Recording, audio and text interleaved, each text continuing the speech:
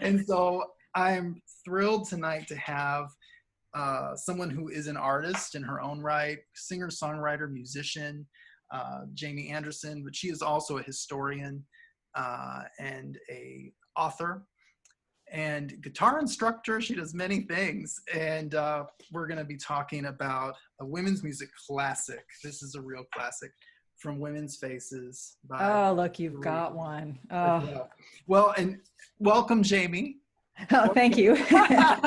We actually I have both prints. Two. There were two. Notice the difference in the logos? Yes, and they have different backs also. Different backs, yes. And so I actually got this one many years ago in Charlotte. They used to get, I would go to a record store there called Manifest, and they got all of the old albums from a women's music distributor who closed. And so they had all of these used albums. So some of my earliest purchases that I didn't get on the internet were there. So I got this one there, and then I came to Nashville, moved back to Nashville, and went to the Great Escape one day, and I found this version. And I said, oh my God, there were two printings.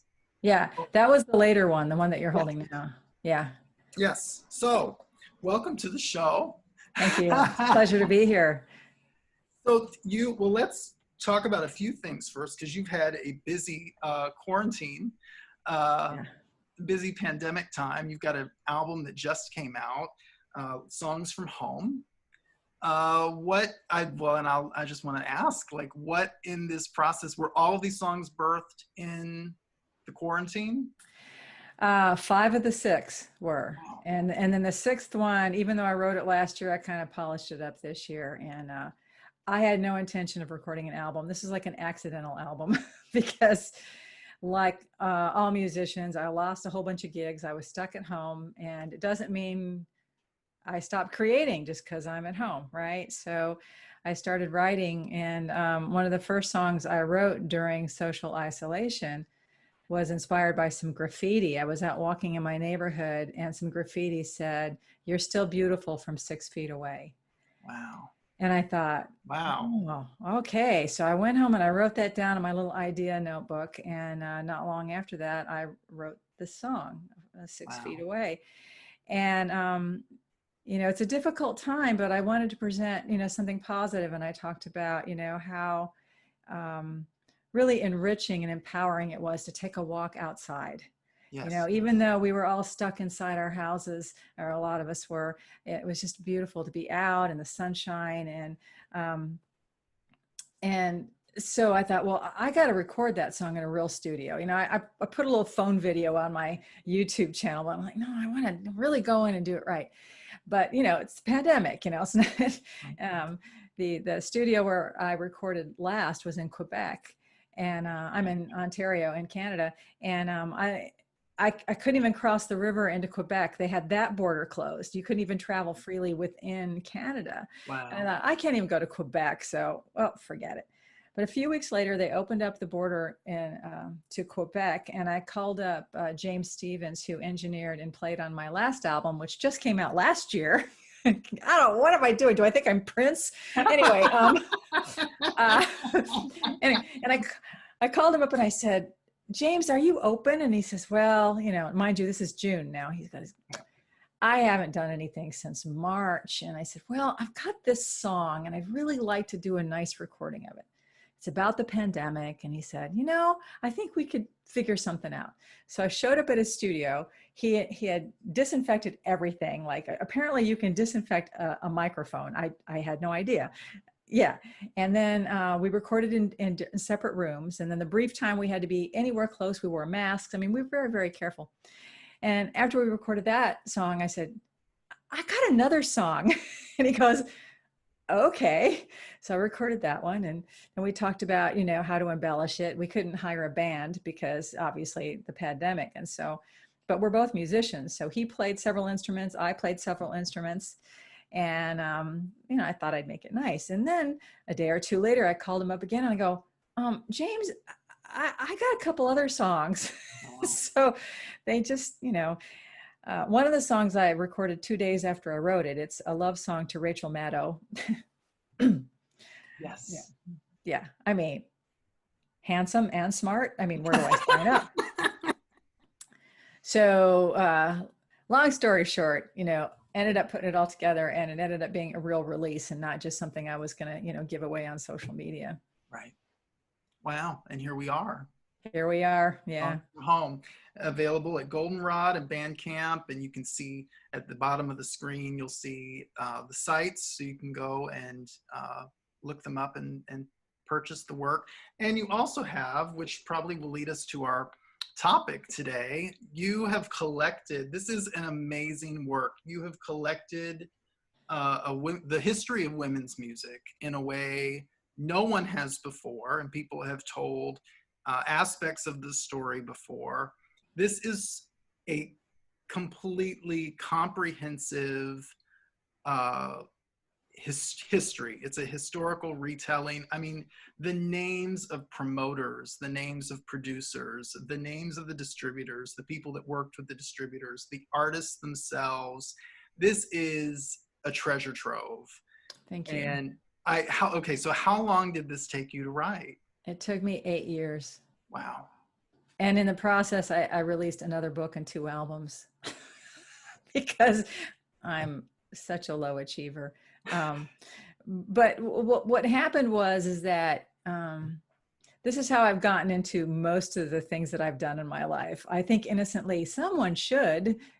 And then I thought, oh, okay, I'll figure it out. I had no idea it was going to take that much time, frankly.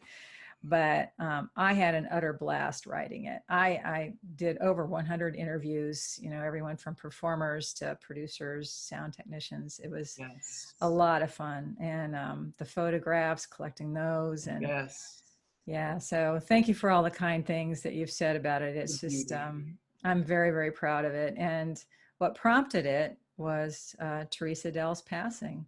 Really? Yeah. She passed away in 2011, and hers was the first live women's music I ever heard in 1977. And it meant so much to me. It was my discovery of women's music. I didn't really know what it was before that concert. And when she passed away, I thought someone should write a book. Mm-hmm. And there are a few books out. Bonnie Morris has written a couple of great books.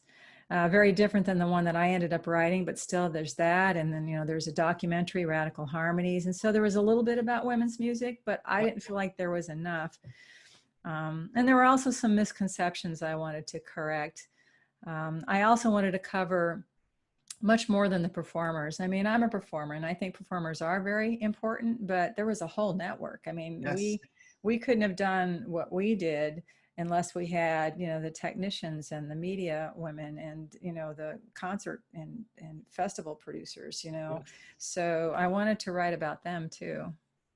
You did an amazing, amazing job at putting the story together. And again, just the details. And I mean, and the other books are, of course, important to the story. I mean, there's, of course, and Radical Harmonies, that was my jumping off place. Yeah. That was really my beginning of even knowing this story. And so what you did was filled in a lot of the gaps that some of those other works leave open, because, it is hard work to tell the whole story.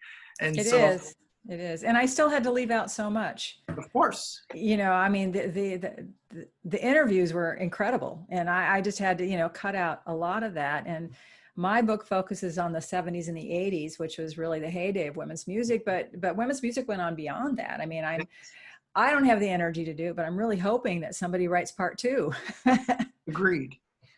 And they can pick up, anybody can pick up the book from Goldenrod and directly from your site, if I'm not mistaken. I don't sell directly on my site, but you can buy it from my publisher, Bella Books. That's right, Bella Books. Yeah. So highly recommended supplementary reading for a lot of these conversations that I know many people have been having in quarantine, and the articles that we've seen in the New York Times lately. Yes, isn't that great? It's New York Times, NPR. It's like, yes, we're here. We have an important history. Yeah. Chill bump giving. I mean, when I saw even when they're not completely accurate, I just go, I don't care. I don't care. Somebody put Maxine Feldman in the New York Times. I don't really care. Right. We'll take it. Yeah, yeah, yeah. So Therese was your beginning. She was. Now, I knew a little bit about women's music before then because I'm a huge reader, and there was a women's bookstore in Phoenix where I was living at the time. So I used to pass by the racks of women's music to get to the books because I was kind of a snob. I thought, you know, if it's not Carole King or Joan Armatrading, well, you know, why bother? And so I think actually before that Therese Edell concert, I may have discovered Lesbian Concentrate, which was a compilation album put out by Olivia. So I may have, like, you know, sort of dipped my toe in the water, but I really didn't know much about it. Okay. So when you get to this concert and you hear these songs, what happened? Oh, well, I remember so many details like it was yesterday because it was such a turning point in my life. I think that I was there because there wasn't anything happening at the lesbian bar that night. Honestly, you know, I had never heard of Therese Edell. I had never heard of the people who were putting it on. It was at a community college auditorium. I hardly knew where it was. I mean, like, I remember walking into the place, and it wasn't a huge hall, but there were a couple hundred women there. Mostly women. There were probably a few men, but mostly women. And I remember looking around thinking, why are they here? What are we doing? You know? And I sat down and I was with my friend Lois, who was my ex. You know, that's what lesbians do. We hang out with our exes. And, and, you know, the lights dim and they introduce this woman, and on stage walks this gorgeous dark-haired butch in this silky top and jeans and fry boots. And I went, oh, okay. I mean, I know that sounds really shallow, but it was like, okay, because I'd never seen anyone like that on stage before, right? You know, I was a huge, like I said, Carole King fan. John Denver. I mean, in high school, I listened to John Denver. I mean, this was not John Denver. And when she started to sing, I was just transported. She sang her own songs. She did Alex Dopkins, A Woman's Love. Wow. You know, because I'm a woman, a way was laid out for me. I always thought I'd need a man to love. I'm like, what? I'd never heard music like that. And then she did some other songs that just really moved me, and the audience gave her a standing ovation, and it was just so amazing. And as we were walking out, my friend Lois turns to me and she says, you know what's different about that concert? And I said, what? She said, she's singing about our lives. Mm. Because we'd never had that before. Right. And so, you know, in that, a relationship develops with this music because there's something that happens when you either see yourself or you hear yourself, you know, you hear your thoughts reflected, and that becomes really, I think, for me, music has been a deeper relationship than most other relationships. Because, you know, there's a it's wordful, it's full of words because the songs are saying it, but the music transports. I mean, you use the best word. It really does connect you in a different way, and you just go, yeah, I'm traveling with them forever. Yeah. I mean, and I was fortunate to live in Phoenix, where Therese had one of her best friends. Okay. So she would travel out to Phoenix fairly often. I saw her in concert a few times after that. I also got to go to a songwriting workshop with her, which as a baby songwriter was just like, I hardly remember anything because I was just like, but I learned so much in that workshop and from her, and I didn't really know her. I mean, we could say like hi to each other, but I'm sure that I kind of went blah, blah, blah, blah around her. So there was that, but it also just opened up a whole world of, you know, other women's music artists and festivals and all those things that were so empowering and strengthening to me. So when her album came out in, was it 77? Yes. Yeah. So when her album came out, I guess maybe she was on tour promoting that album when I saw her perform. Okay. I'm not sure, but of course I bought it. You know, it was probably at that woman's bookstore, and it's a wonder that there are any grooves left on the damn thing, because I played it all the freaking time. I had all the songs memorized. I knew all the harmony lines because, you know, just in case she ever needed a backup singer when she was in town. That's right. That's right. Yeah. And so many of the songs just really reached me, you know, even though her experiences were different, she was still a lesbian. Mm-hmm. And there were still some things that were universal. Like one of my favorite songs on this album that she wrote is it Mama Don't Let Your Children Go? Yes. Yes. I wanted to Did I talk get about that that title one. right? Mama Let Your Children Go. Yeah. Yes. My mama said, I shouldn't have sent you to Cincinnati. You'd have done better at Youngstown, you. Yes. It's been 5 years and graduation's passed. Out of 30,000 kids, you're going to come in last. Yeah. I thought, Yes. is that my mother? Now, my mother never said that exactly to me, but all the things that she said in that song, you know, you're looking less like a daughter and more like a More son. like a son. You know, even though, yeah, I mean, even though I've been a big femme from day one. I mean, I played with Barbie, I like dresses, all that kind of stuff. Even then, you know, I started wearing the flannel shirts and, you know, putting my stuff in my pockets and leaving my purse at home. And my mother said that to me, you know, wow. Only boys carry their stuff in their pockets. Wow. I'm like, yeah. Well, there's such an interesting, that was when I was listening to the album, getting ready for our talk this week. Of course, you know, you're listening more intensely than usual because you go like, okay, what are we really going to talk about in this? And I was listening to that song and I went, well, it's such a glimpse to her personally and like the world that she came from, because I then had to Google like, okay, what's the distance from Youngstown U to Cincinnati? Because I knew they were both in Ohio. So I was like, were they that far? And it's like 4 hours. Right. And so it gives an interesting view in, you know, families and how they view moving on, you know, how they view that, what they fear might happen in the travel, you know, in the moving away. And she like captures it. And so it's so intensely personal, but then it's this universal thing that you could relate to. Yeah. Well, and I love how funny it is, you know. Yes. The women I've tried would make a good man cry is one of the things that she put in that song. I was like, did she say that? But yeah, I mean, that's where a lot of people came out. You know, a lot of middle-class people came out anyway. They came out at colleges and universities. Yes. Because finally they were away from home. They were in a place that was safe. You know, there's probably an LGBTQ organization or a women's center or some place that they could hang out. And so, you know, she was given voice to that. And she was fearless. I mean, who would say the women I've tried would make a good man cry? Who would say that? Yeah. Yeah. I mean, you definitely get also just the,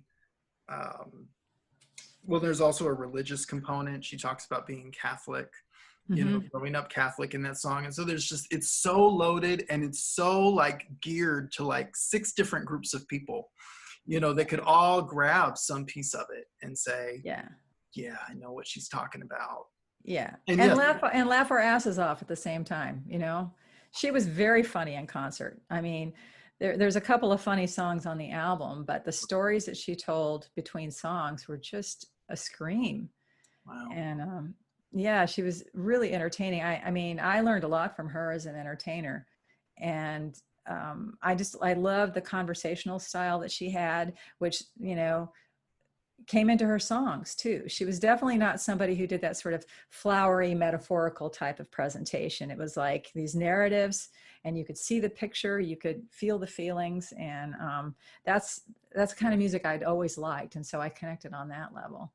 Well, it was interesting to read more about her influences, which I didn't know about until we were getting ready for this. So when I read that she loved James Taylor, and I read that she loved Phoebe Snow, I understood so much more about what initially would draw me into this record. I'm like, totally, Lou's song sounds like a James, like there's a James Taylor connection on that song that I'd never made. I just never made it. Yeah. Even when I read it, I went, oh God, that's so obvious. Yes, of course. Yeah. And her vocal choices, Ray said to me, he was like, there's something familiar about the way she's going for certain notes. And I said, well, she loved Phoebe Snow. And he was like, that's exactly what I hear. I hear what she would have gotten from Phoebe Snow.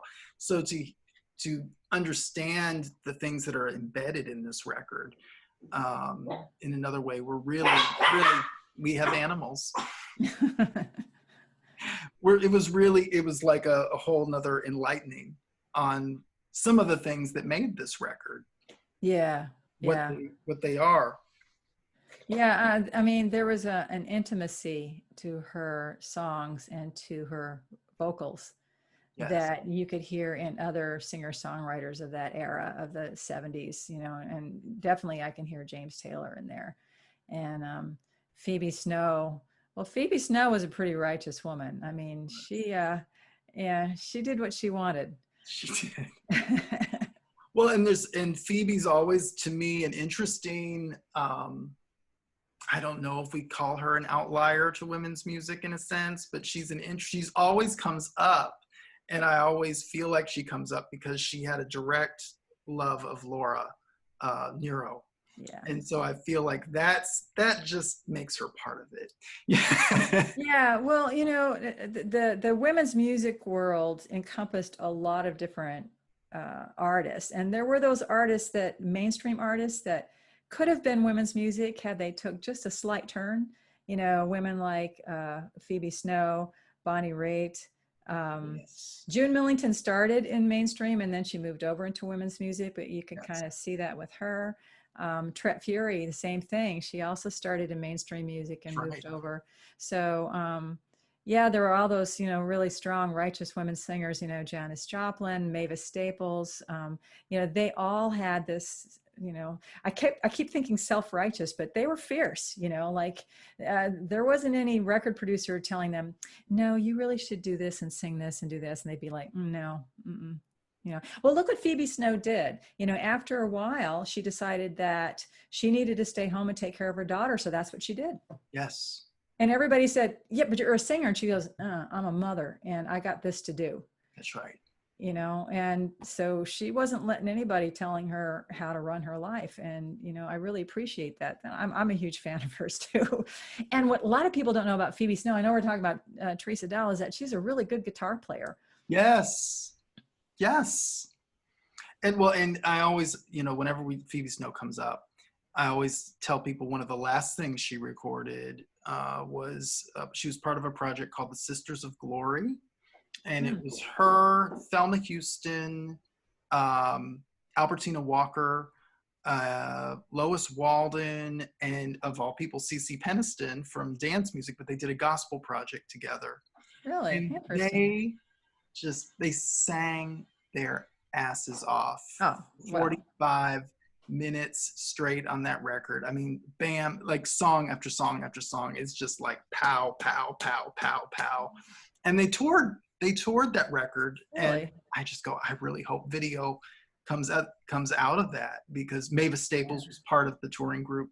But, you know, Phoebe in particular was just involved in so many different forms of music that, you know, I think she still hasn't been given, you know, the recognition she really deserves for just how great she was and how many people she impacted.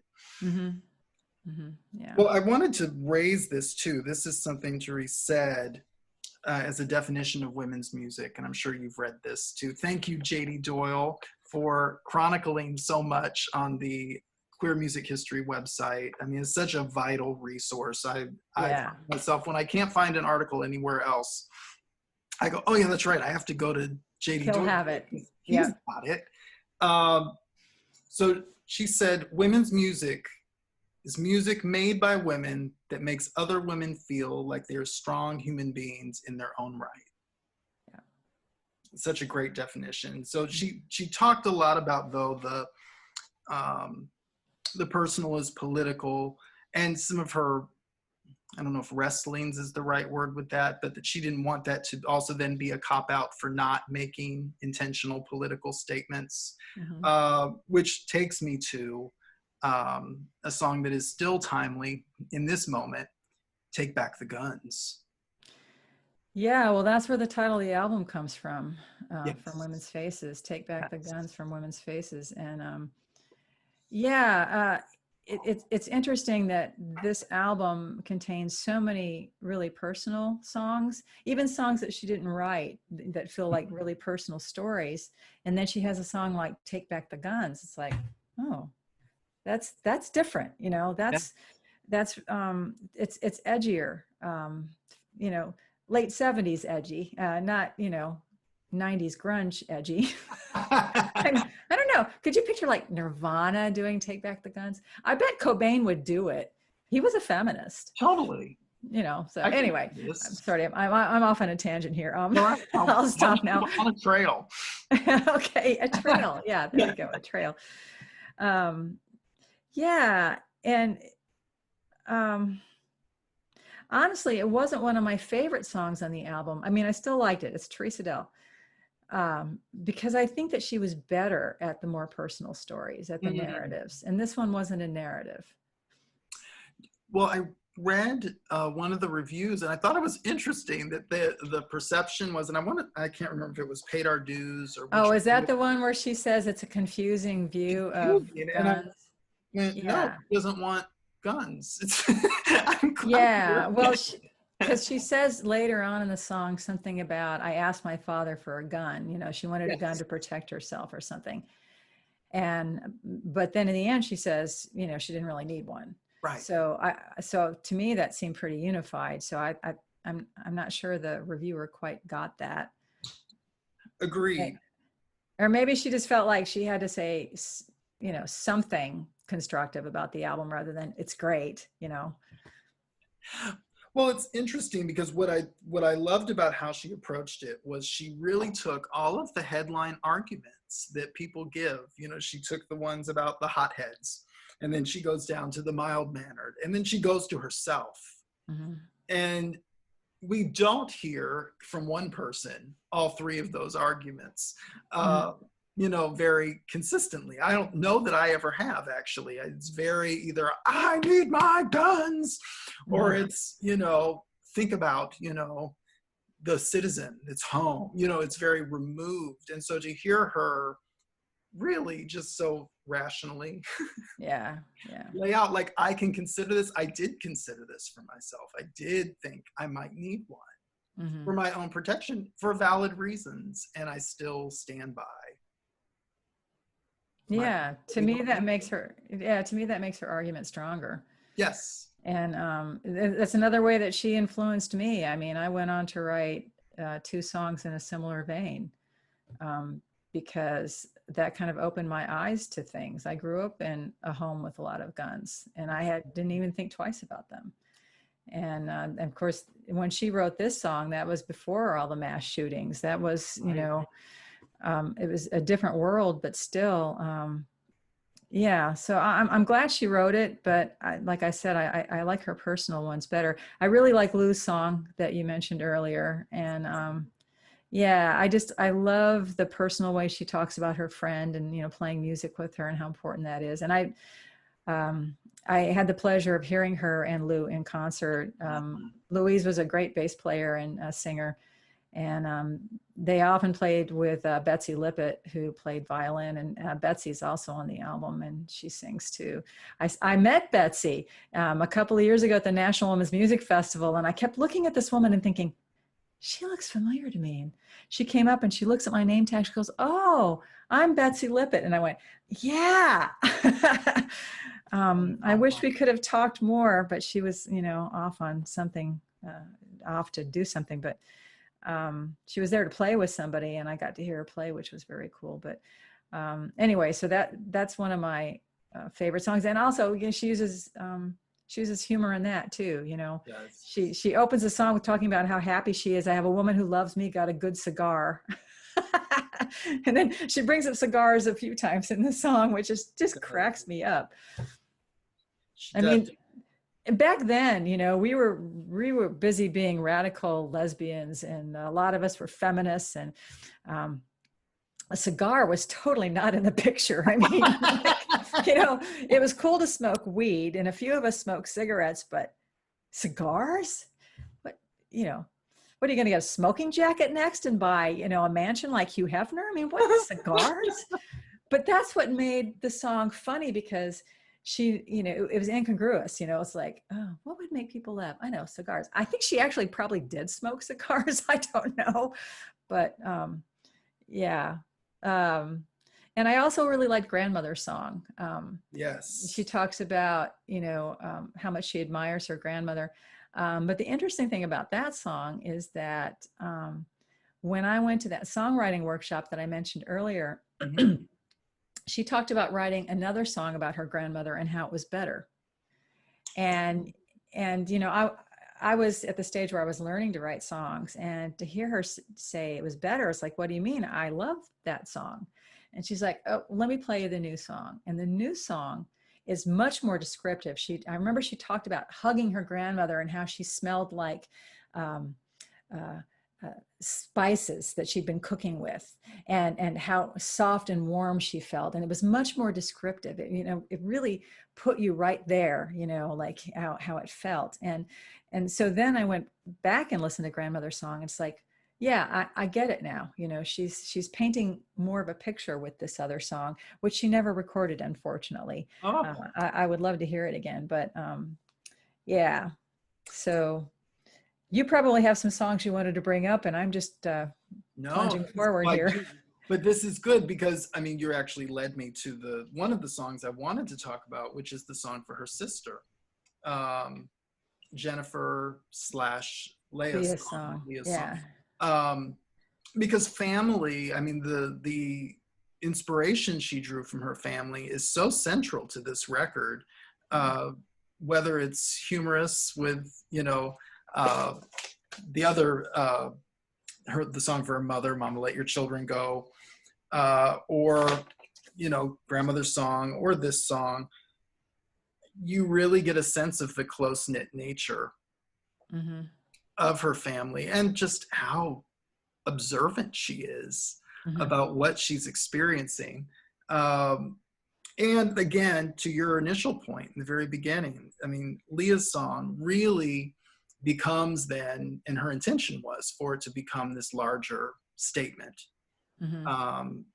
So she writes, the section Jennifer is for her niece, and then the rest of the song unfolds.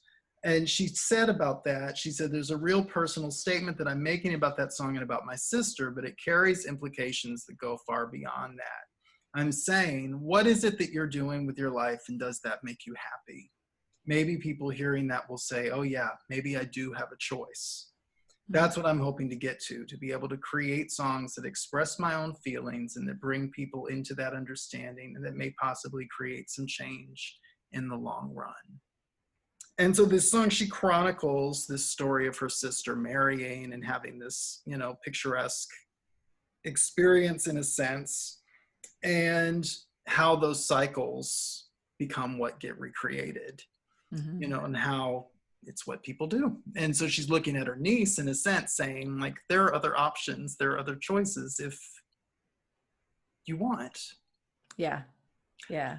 And I think that's an important, I mean, I think about my own mother and the pressure my mother had at a very young age to marry when she didn't want to, and so that was it feels, and I'm not a woman, so I don't know what the pressure is today. I do know what I've observed, and what I observe, and it feels like younger women are getting married younger again, in a sense, after 80s, 90s, maybe not so much the early 20s marriages. And so it's like we've swung back in a sense. And so there's that pressure existing again and again, maybe it never went away. But Yeah. you know what I'm saying, I think that there's these, pressures that get put on women to perform in a particular way. Mm-hmm. And the choice, or the idea that there's a choice to not do those things, becomes foreign because it's so ingrained. Mm-hmm. And so I think this song is really powerful for that reason, because it really like so gently but powerfully just points Mm-hmm. to other ways of being. Yeah.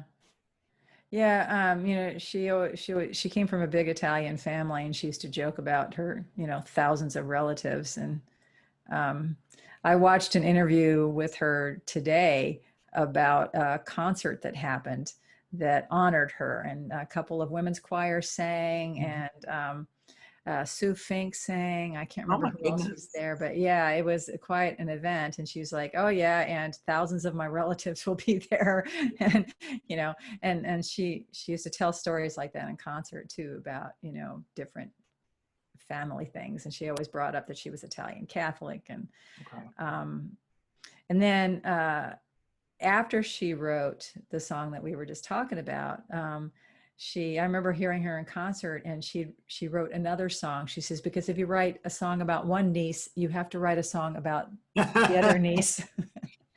Yes. Oh. Wow.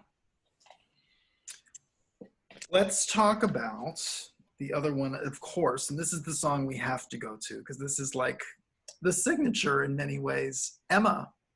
Oh. Yeah. She talks about being a support for another woman and encouraging another woman to be strong. And, you know, I think it's about this woman being in an abusive place, an abusive relationship. And that was something that, you know, I'd never heard in a song before. Right. And I put together a medley of women's music that I've been performing when I talk about my book. And I want to include snippets of all these different songs. And I chose Emma Wow. because I think it's so well written and so beautiful. I love how she incorporates the major seventh chords. I like that she doesn't use a lot of extra language. She gets right to it, you know, but still painting this beautiful picture. Mm-hmm. Songs that have lots of clutter in them really bother me, you know. and she was such a clean writer. Yes. This one cuts. It cuts right. It's that razor kind of song, because it is so clear, both musically and lyrically. And it hits right in that, you know, to sound hooey gooey, new agey, but like that heart center, it goes right to this place in your heart, and you just sit in it. And maybe it is the combination of the chords and the simplicity and directness of the lyric, and those harmonies. The harmonies are beautiful, and they don't overpower the song. You know, she could have had them right at the beginning of the song, but she brings them in later. And that really helps build it. And you know, she wasn't the only producer of this album. I think, didn't Betsy Libet produce it, or I can't remember. I love the phrasing, by the way. I love the credits on this album. So it was produced by Therese Edell and musically directed by Louise Anderson. I love that choice of words. And then on the reissue, I noticed this today, or not the reissue, but the second packaging. Right. Yeah. Teresa Boykin was named an associate in production. Oh, okay. Yeah, that makes sense. Therese had a very firm hand in the making of this album, I am sure. She had a very firm hand in her career. She was not someone I'll say it, she was opinionated. But it benefited her. You know, she wasn't someone to go around and ask everyone's opinion and then make a decision. It'd be like, no, this is what I'm doing. Okay. And because I remember her talking about, you know, making this album and some of the things that she ended up redoing because they weren't quite to her standard. Mm-hmm. And I think that, you know, back then, you know, there are a lot of us making music that I didn't know what the heck I was doing. You know, and some of them, you know, we'd go into somebody's, you know, basement with their little reel to reel and do one take of every song, and it sounded like we did one take of every song. And Therese didn't work that way. You know, she often joked about the first album that she put out. She was just a kid. It was called Prophecy's Child. Yes. And I asked her once where you could get it, and she said it's only available from under my bed. Yes. So I have a feeling perhaps she made one of those albums. And so I think maybe that's what spurred her on to, you know, really be a perfectionist for this album, you know, really get it right. And you can hear that in the album. It sounds like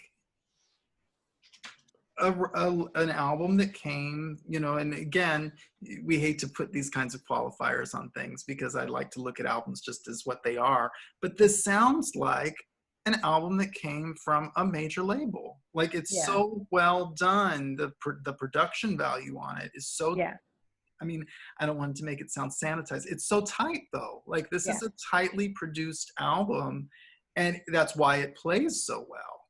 Right, right. A producer, though, a mainstream producer, wouldn't have let her record Holly's Waltz, which is the one instrumental that's on there. You know, because it's so different than the other mostly singer-songwriter stuff, and then the one protest song, if we're talking about Take Back the Guns. So so there are some things that are different. And of course, you know, they would never have produced anyone back then who said they were a lesbian. I mean, that just wasn't done. Right. Right. Well, and this is also, though, what I think is so amazing about women's music in general, because it is so incredibly diverse. And so you can get a really, I'm going to say this the right way because I love this album too, but I think you'll get the comparison, like a very different kind of album from Maxine Feldman that has some camp, that has some really serious moments, and then has some live moments. Like, there's, you know, it's you can tell it was put together to make it, to just put it together. It was made. Yeah. I like how you put that, some live moments. Yeah. But then you get also like the slickness of the Olivia records, or many of the Olivia records, I should say.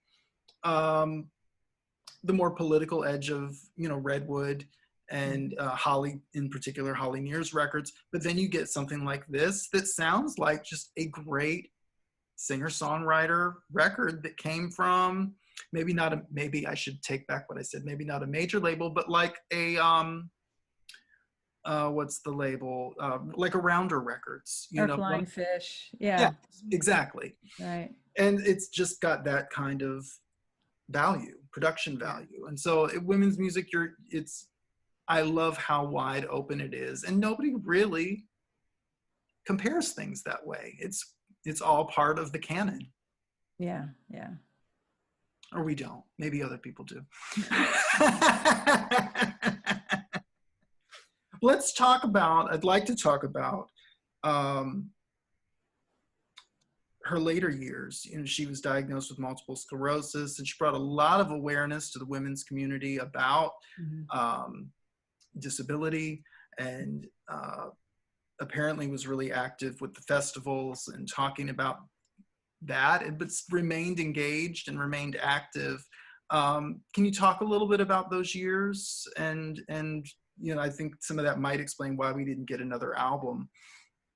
Yeah, probably. The first time that she was diagnosed, and I don't remember the exact timeline. It was after From Women's Faces, but it really hit her hard. And she was laid up for quite a while, and she had to relearn how to play the guitar. Wow. It was that bad. And she was able to go out and to start doing concerts again, and then it hit her again. And so that's when she sort of started dialing things back. And I was at the last concert she ever did, which was at the Michigan Women's Music Festival. Deirdre McCalla played the guitar because she could no longer play the guitar. She could still sing, but you could tell that she was having some difficulty reaching some of the notes because, you know, it was affecting her lung strength. And but it was so incredibly moving. And you know, time, I know it was the 80s sometime, but I can't remember exactly when that was. And she so loved the Michigan Women's Music Festival, well, women's culture in general, but she had played at the women's festival, that women's festival in the early years, and really had a connection with it. They asked her to MC. And what they wanted was somebody backstage to do the sort of mundane announcements. You know, we need 50 volunteers at the kitchen type of announcements that the MCs usually didn't love doing. You know, it's always fun to get out and do your little stand-up routine as an MC while they're changing the set behind you or introducing Holly Near. That kind of stuff is fun. But you know, talking about, you know, how, you know, there's going to be a storm tonight and tie down your tents. You know, nobody really wanted to do that. And the producers asked Therese, you know, why don't you just, would you be interested in, you know, being the backstage announcer? Because she, you know, she had difficulty in the later years singing, but she still had that deep, beautiful alto voice. And she's like, sure. And so the first year, it just turned out so well because she's Therese. She can't just say, we need 50 people at the kitchen. She couldn't just say, oh, one of my favorite things was we weren't supposed to take flash photos at the stage because flash can affect women who have seizures. Right. And also there was some privacy issues and, you know, and so she's like, if we catch anyone taking flash pictures, we're going to tackle them to the ground. And so that got to be a thing. And that's, you know, Therese started that. We're going to tackle them to the ground. Wow. So she would say stuff like that. And so she did that for as long as she could until she finally said, you know, it's too hard for me to be here. So in terms of the number of years she did that, I'm not really sure. I mean, I want to say 5 or 6 because I was there at some of those festivals. Okay. But even after that, she found a way to stay active. She couldn't play music anymore. She couldn't sing, but she could compose. Okay. And so she had a computer where she composed music. She composed a piece that was performed by Musica Femina. They were a classical duo from the Northwest. She also wrote something for Muse, which was the Cincinnati Women's Chorus. Actually, she might have written more than one piece for them. I can't remember now. Oh, yes, 2, The Longest Night and God and Guru. Okay, yes. They used to joke that The Longest Night was the longest song. I'm sure that's Therese's joke. Yeah. So she continued to do that. She also did transcriptions for other people. So if you needed your music notated, you could send her a recording and she would write it out on her computer and send it to you. Wow. So, yeah, she got bored easily, I think. So she wanted to keep her hand in things. And I remember too, I put this in my book because I thought it was so funny that, you know, everyone knew that she had MS, and she was really the first person we knew who was that prominent, who had a disability and who talked about it. You know, that was really important, you know. In fact, I remember at a National Women's Music Festival one year, she said, I worked for something like, and I'm paraphrasing, of course, it's too long ago for me to remember the exact words, but she said something like, I worked so hard to be able to say lesbian on stage. And, you know, we're comfortable now saying lesbian on stage. And she said, now I have to learn how to say something else on stage, multiple sclerosis. And, you know, we all went, oh, okay.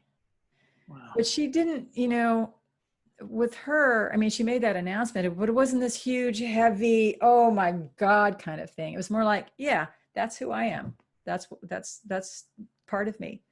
Yes. And that was remarkable for that day and time. Remarkable. Yeah. Well, she transitioned 2011.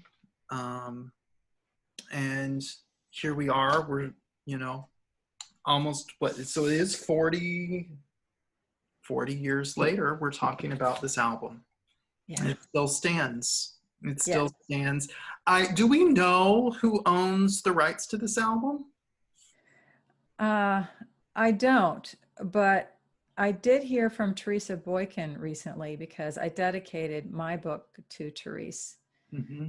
And so I sent Teresa a copy of the book and signed it. And she wrote me the most beautiful letter Wow. about how she still misses Therese every day. Wow. And so I would guess it's Teresa because they own the label together. Okay. But before we go, can we talk about Moonflower? Oh, absolutely. Yeah, Yes. the song the song was so associated with Therese Edell. A lot of people think that she wrote it, but it was written by Annie Dinerman, who Yes. also wrote "Face the Music" for me. Face the music. That's Yeah, right. exactly. And it's just a beautifully written song. I've heard Annie sing it too, which I enjoyed, but it's to hear Therese just pour that honeyed alto voice over that song and to paint the picture of that relationship between two women and the delicate flower that only blooms once a year. I mean, holy cow. It still takes my breath away, to think about it. Well, and some women cry for the times gone by, but some watch the seasons turn. They know the secrets a girl must learn to bloom and grow like the moonflower. Yeah. It's just, How beautiful is that? such a lyric. Annie's an amazing writer, Yeah. period. And so, this is, yeah, it's a centerpiece, another centerpiece on this album. And also mentions Emma. Yeah. Yes, this is, yeah. Do we think this might be a cover? Might you cover this? Moonflower? Yeah. Oh, honey, I used to cover several of these songs. I haven't in a long time, except for that little piece of Emma that I sing in the medley. I used to cover Moonflower. I learned Mama Let Your Children Go. Okay. Uh, in fact, that's where I learned how to do timing in a comedy song, was doing that song. I watched Therese, You and do then it so well. she does it so well, and I kind of added my own little twist. And I think that may be it. That's enough for one album, right? Well, what I really want to say to whoever does, I'd love to help in any way to get this album out again. I really feel like, the digital world is a whole new. Well, there was a digital version, women's music. No, from Women's Faces Plus is what it was Plus, called. yes, I can't get it. I can't find it. Oh goodness, really? Yes. Oh, I guess you have to look on eBay or something and find some used Yes. copies. Yeah, and even then, it didn't include every song from the original release. But they also added some. I think Sister Heathen Spinster is on there, if I Wow. remember right. I hope so, because I love that song. Good Friends Are the Best. I think that one's on there, so, and both of those are on YouTube. If people want to hear, some of these songs are on YouTube if you want to search for them. Well, I hope it will have another life. And that's my hope for so much of this music, is that it can reemerge in this time and people can continue to discover this life-changing music. That's what it is. Yeah, it really sure. does. And so I also want to point people again to An Army of Lovers. Thank you. And you can pick this up, bellabooks.com. There we go. And also at Goldenrod. And you can get all of Jamie's music from Goldenrod. And the new album is on Bandcamp. Yeah, and Goldenrod also has the new album. And they have the new album too. Yeah, yeah. So please support Jamie. Jamie is, you are masterful on stage. You're so thank you. funny, for one thing. Like, you definitely have the sense of humor in the tradition from how you've described Therese. You definitely studied well. And you're a great guitarist, great songwriter. Oh, thank you. Bless your heart. No, I got to see you last year with Diane Davidson and Deirdre McCalla. It was such a special show. And the three of you, your energy together is so, if you can see them together, do. If you can see Jamie by herself, do. And we're just grateful that you're continuing the tradition. Thank you. Thank you for having me on. It's been a real pleasure. Of course. And we will do it again. And Absolutely. so we'll be back in 2 weeks with another show, and you'll see at the bottom what it is. And we'll be back in your living room talking and drinking wine and hopefully sharing good stories and having a good time while we're doing this, staying home.